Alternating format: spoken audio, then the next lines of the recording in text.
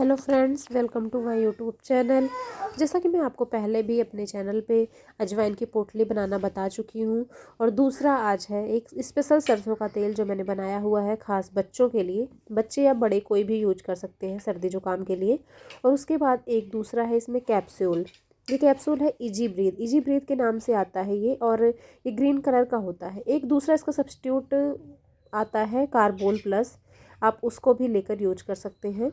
तो ये सरसों के तेल में आप डालेंगे इस कैप्सूल को तो इसका बलून जैसा बन जाएगा, जो कि अभी आप आगे देखेंगे।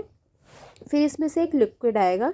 इस लिक्विड को आप क्या करेंगे कि जब ये तेल में अच्छे से मिक्स हो जाएगा, तेल गर्म हो जाएगा, तो आप गुनगुने तेल से अपने बच्चे की अच्छे से मसाज करेंगे।